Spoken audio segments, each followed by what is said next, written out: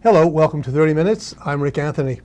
I recently read an article in the business section of the Philadelphia Inquirer about a man who is still going strong at 81. It was in the business section, but in a special section under retirement, which is a bit of an oxymoron because the man who was being profiled hasn't quit and has no intention of hanging it up. He's not going to go quietly.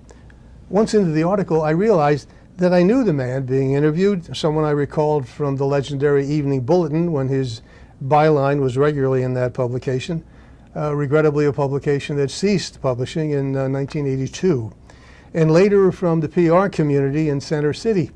That's public relations, sometimes called hacks, sometimes called publicist, and even worse. But in those days, the really good PR practitioners were really good at their craft. People like Milt Eisenberg, A. Rosen, Alan Summers, Reggie Beauchamp, Phil Busey, and Ed Eisen. They were right out of a Damon Runyon short story about life in the city, the rugged side of life in the city, including the Poor Richard Club, which was at 1319 Locust Street, where they all gathered regularly to swap stories and to talk about their clients. Reading about Ed Eisen brought it all back. So I emailed him, and then we had a very nice conversation, and I invited him to join us today to tell us about his life as it was, as it is, and I'm sure as it will continue to be. Welcome, Ed, to 30 Minutes. Delighted to have you. I really appreciate your coming on. As I said, just the conversation we had brought back so many memories. I didn't bring it with me. I left it in the car, as a matter of fact. But when I was inducted into the Poor Richard Club, they gave you a red ribbon with a little medal on it with the head of, and it said Poor Richard Club, Philadelphia. I still prize it. It's in a cabinet someplace. Those were really good days. It was a wonderful community way back when. It's changed so much. Anyway, here we are today in 2018. Ed, in the article you were described as an octogenarian entrepreneur. Again, might seem like an oxymoron, but I know a lot of people your vintage who are doing wonderful, exciting things as entrepreneurs. You're also described as a motivational speaker, and we'll spend a good bit of our time today talking about that, and a one-time PR man for the Vatican. Fascinating story. What's the story behind those headlines? Well, let's start with entrepreneurship. Well, to start with entrepreneurship, when the Philadelphia Bulletin folded, and then for the first time in my life, I went to work for a little paper called the Atlantic City Press. Mm-hmm. But I wasn't hired as a reporter. I was an old man at that time. I was 48. And at 48, in the world of print journalism, that's considered old to be a reporter. So they put me to work as a rim editor. And in 3 months, I was fired. And I was fired quite candidly because I was too slow on the computer system, too slow. And this is a tale I could not have told 25 years ago, but I'm telling it today. So I was fired, and what else can you do when you're fired from your first job in the Fourth Estate? So I decided my back was against the wall. I had a family of 6 to feed, and I went back into public relations. So that's how I became an entrepreneur. When you opened your own firm? I opened Eisen and Associates. We were all something and Associates, weren't we? Yes. Yeah, I think I was Rick Anthony and Associates at one point. In the article, you claim to have interviewed or represented in 6 decades a U.S. president, 2 popes, Sister Teresa of Calcutta, Joe Frazier, the Reverend Dr. Martin Luther King, Senator Edward Kennedy, Jackie Gleason, and members of the Philadelphia Mafia. Which one of those do you want to talk about? I would say it was Mother Teresa, and it was Mother Teresa because indeed she changed the path of my life in 1975. And if I may, Rick, I've written the piece for Chicken Soup for the Soul, which is an anthology which comes out a couple times a year. It will be in that book in 2019. And so I've chosen my words and my meeting with Mother Teresa very carefully. So I'm just going to read a little tiny piece Please do. of that, if I may. Mother Teresa and I met in what was an unhappy turning point in my career. I had left the Philadelphia Inquirer to take a job that would have been the envy of many journalists. I signed on to become the first Jewish spokesman for not one but two popes. The Italian Pope, Pope John VI, became too ill for his scheduled visit to Philadelphia during the 41st International Eucharistic Congress. Karl Wojtyla, the Archbishop of Poland, arrived in his stead as papal legate. Wojtyla was later to become Pope John Paul II. My role was to create a media blitz designed to draw 1 million people to the city during the bicentennial year. Among those who arrived for the papal mass were President Ford, Princess Grace Kelly of Monaco, the world's most outspoken cardinals against communism, and Mother Teresa. Now, Mother Teresa and I met in a fourth-floor conference room at the Archdiocese of Philadelphia. I was there to do an interview that would be dispatched around the world in 6 languages. I remember the first words the founder of the Missionaries of Charity said as she entered the room. We of the Catholic tradition are so grateful to our Jewish brothers and sisters. The founder of our faith was also Jewish. As Christians, we will always be indebted to you. And the story concludes with this. It was a life-defining moment to hear the nun whose life was dedicated to helping the poor, the sick, and the dying speak so. And for a moment I imagined a halo encircling the sun-drenched face. She shared with me her work, a work that has established 700 missions in 130 countries around the world. She asked that I remember to pray for that work. And before she left, Mother Teresa asked how she could pray for me. And somehow I found the courage to be very direct. I told her that my move from journalism to public relations had been a mistake, a disappointment. And I told her that crossing back into journalism would be challenging, if not impossible. Mother Teresa said she would pray for me, and she quoted a scripture from Mark 9:23. Everything is possible for him who believes. Then the nun who would be canonized in 2016 offered a piece of unsolicited advice, the best advice I have ever received in my 52-year career as a journalist and broadcaster. The Nobel Prize recipient said, "There are so many in this world who are unhappy, depressed, lost. People lack purpose in their lives. You need not be a nun to have a purpose, but without a mission, life can be very empty." And her final words. The meeting prompted me to read the New Testament again. No, I wasn't converted to Catholicism, but 3 years later, I found myself working as a business writer at the Philadelphia Bulletin. So that is how Mother Teresa changed the path of my life. You're in a very special group of people who had the privilege of spending so much time privately with her in conversation. Yes. What was the point of the interview?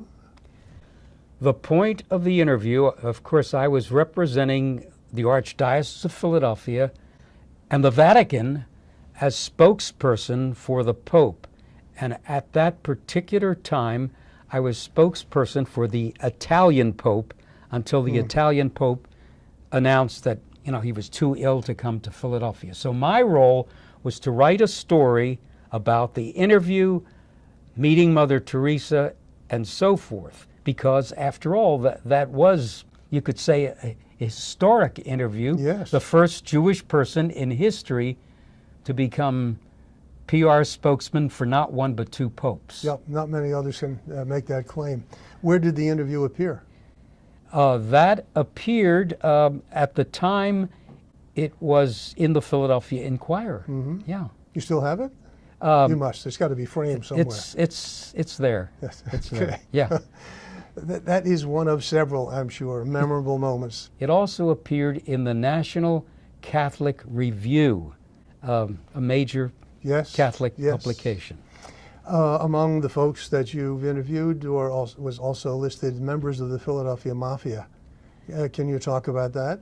Of course. All right. Of course. You don't have to name names, but what was the circumstance again that set that up? I won't name names. But after, when the Congress was over, and I was then on my own, had started my own public relations consulting firm at that point, I received the oddest call that I had ever received. It was on a Saturday morning, and the call came from the Philadelphia Detention Center. The man identified himself as the chief of the Philadelphia Mafia, and he told me he had read this article about me in a national publication about my having this role with the Eucharistic Congress and for the Pope. His sister had brought it to him. And he said to me, from what I read in this article, it was called The Self-Employed Professional, the magazine. He said, looks to me like you were a pretty good writer. He said, how would you like to represent my son? My son is also a good writer, and he has been named Prisoner of the Year. Prisoner of the Year. And would you believe, he said to me, we will make you an incredible offer. We want you, he's written a manuscript. It's about his life in the Mafia. We'd like you to come out to the prison, meet him, see his manuscript, and if you like it, take it to Hollywood and get it published or get it actually turned into a major motion picture. I said, no. I frankly did not, I had other things on my plate and I wasn't interested. He said, well, look, would you please do this? He spoke in a gruff Italian accent. I cannot imitate that. He said, I have an attorney, a consigliere, as they call them. Consigliere, yes. Would you meet with him at Dave and Buster's at Penn's Landing? Just have a drink with him. He will make you an offer that you can't refuse. So I met with him. Back in, the year was 1976. The Eucharistic Congress is over. He offered me, this may sound like a minuscule amount of money, but back then it was a lot. He offered me $48,000 to take the manuscript to Hollywood and get it turned into a motion picture. We'll give you $48,000, he said. And I said, well, I don't know. Let me think about it. The first person I went to is a person you would know personally. His name was Bill Jones. He had been with the Philadelphia Bulletin. Sure. And I knew him as a friend. And I said, Bill, what do you think? Could I do this? He said, why not? It's perfectly legal. I forgot one little point. I called the FBI first, and I found out that it was indeed perfectly legal to represent, as an attorney would, as a PR person, the Mafia. Even though it was the Mafia, they have a right. The FBI, my contact at the FBI told me, perfectly okay to take them on.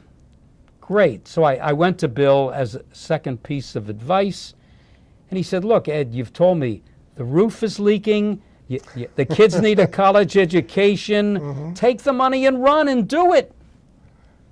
So I went to a third person, my wife, the naysayer, Marion. And she said, Eddie, that's what she called me, are you crazy? Are you out of your mind? She said, what if you take this thing to Hollywood?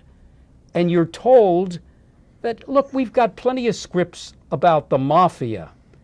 We don't need this. She said, you could wind up in the Delaware like Jimmy Hoffa wound up in the Hudson.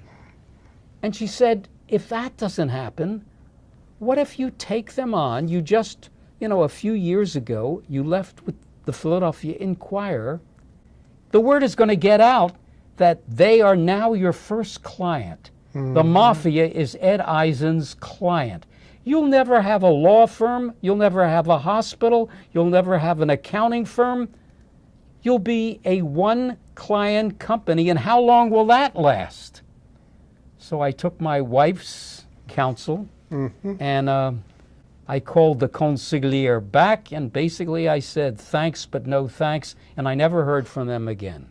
So that's the story.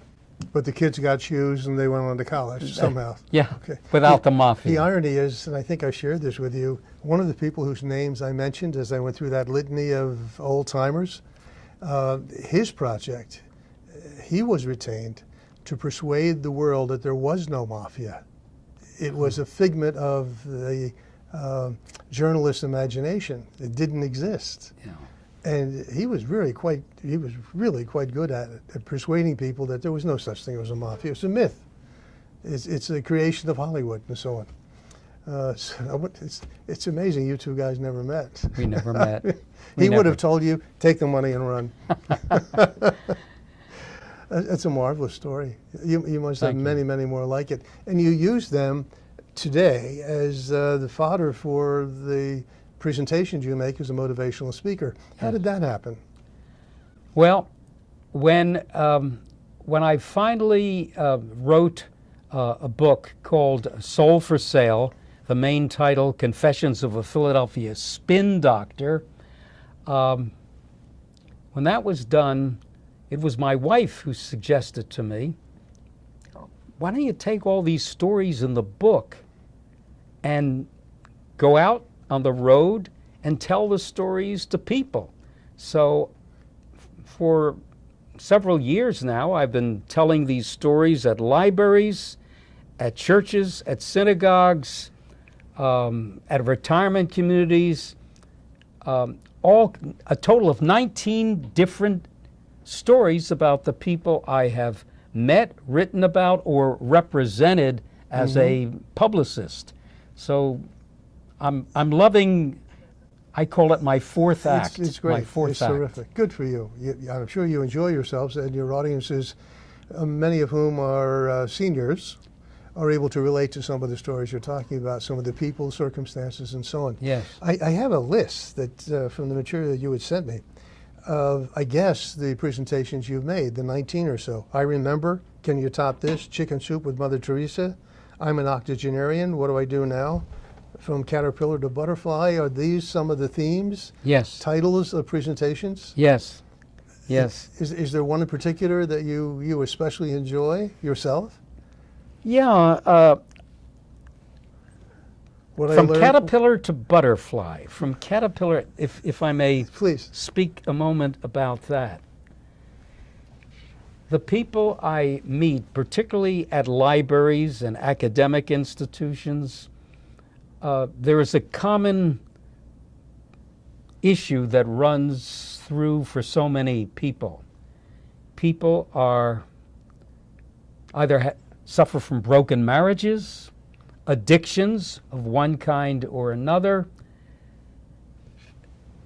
They are like me. They are like me. I, to begin with, was a caterpillar in that I started out as a disc jockey, a top 40 disc jockey way back in the 50s at WWBZ in Vineland, New Jersey. And I had more holes in my resume than a slice of Swiss cheese, because in broadcasting you move and move and move and move. And I moved out of that and moved into print journalism. I moved out of that and moved into public relations, and I moved out of that and became a motivational speaker. I became, if you will, a butterfly, because now, finally, at 81, after all these 52 years, I'm truly what I would hope my audiences would become: comfortable in their own skin. Comfortable in their own skin. So many people suffer from so many problems, whether it's drugs, marriages, issues of their career. They can't decide where they want to go or what they want to be when they grow up. And I have worked, even as a career consultant in my own career, working at the Church of the Savior here in Wayne, doing a program called Career Crossroads, where we would help people become butterflies. And so I talk to audiences, particularly at libraries, about that subject. With all the wisdom, all the experience, how many grandchildren do you have? 4. Okay, what advice do you give your grandchildren as they confront problems, ordinary problems that young people confront? They don't know who they are, where they're going, why they were put here, et cetera, et cetera. And they have difficulty often in establishing relationships, even as young people. So what counsel do you provide to them? And how much do you charge them? That's a good question. Nothing. I don't charge them anything. But to answer that question, the counsel I give my grandchildren is the same counsel that I gave my own son, who's now 50 years old. When he was 16 and we were sitting in my car in South Philadelphia, he said, "Dad, I'm going to be an artist. I want to be an artist." Today, he works in San Francisco. He's a producer, he's a director, he's a writer. But back then, he was going to the Academy of Fine Arts, then he went to Naropa in Boulder, Colorado, and then he graduated from San Francisco State. I said, "Seth, don't become an artist. If you take that path, you're going to be poor for the rest of your life. And I'm going to be supporting you. I'm going to be writing the checks, Seth." Seth didn't take my advice. And so, when I wrote my book, Soul for Sale, because I sold my soul for sale to go into public relations, sold my soul, I said, "Seth, you can't do that." So he took his own counsel, and he became an artist, and he did what he wanted to do. So in the book, the counsel that I give and the counsel I give to my grandchildren is, don't go for the gold. Don't go for the money. Don't go because mom or dad want you to be a doctor. Go for the passion. Go for what you really want to do in life, or you'll be the most miserable dentist in the world. And that's the advice I give. Is there another book based on the presentations? You have one more book left in you? I don't. You've written a chapter for Chicken Soup, but do you have another book? I don't see a book as we speak here right now. It may, who knows, this interview might inspire me, but I don't see a book. But what I do see for the future, if I could have my druthers, is I would love, based on these presentations that I do, 2 are very, very popular. One is called Sound Off, where I speak with an audience of maybe 50 people, and we sound off on the headlines, news ripped from today's headlines. So I'd love to do a radio talk show with an audience where we talk about current events. That would be one. The other is, I'm, if you will, a professional storyteller. But the truth is, everybody out there is a storyteller.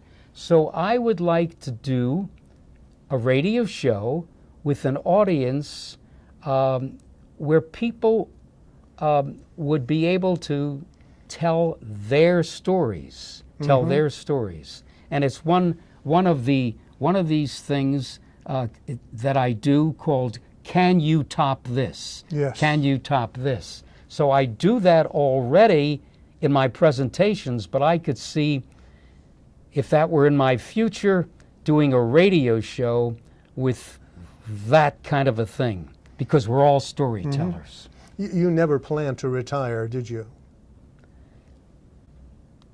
Not really. No. You know, I have an idea, and it's the theme of my life. If you rest, you rust. Yes. And Well, I have another saying. Retirement is the anteroom to death for people like us. I never plan to retire either. To do what? To rust. to read a book, to read poetry. Well, yeah, a little bit. That would be nice. Yeah. But not 7 days a week. No. No. No. It's wonderful. I commend you. You are an inspiration to many people, young and old, in terms of determining a purpose in life, trying to make other people happy, which is what I think you try to do as well. Yes. Give them a laugh, give them some way that they can see themselves differently and the relationships they have with other people differently. That's a gift. And maybe you got it from Mother Teresa. Maybe that was a gift that you didn't even know she gave you. Yes. When you met with her. I believe that. Yeah, that's terrific.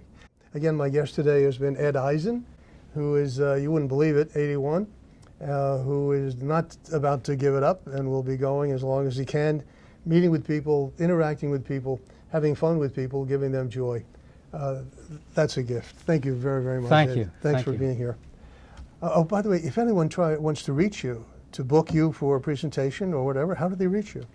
Couple of ways. You can reach me on the web. I have a website, www.ed, E-D, Eisen, E-I-S-E-N, show, SHOW.com. So you can reach me that way, or my email, which is the number 4, writer, I'm still a writer, W-R-I-T-E-R, at Comcast.net. Great. Again, thank you very much. Thank you. Thank you. Until next time, take very good care of yourselves. I'm Rick Anthony. This is 30 Minutes at Radnor Studio 21.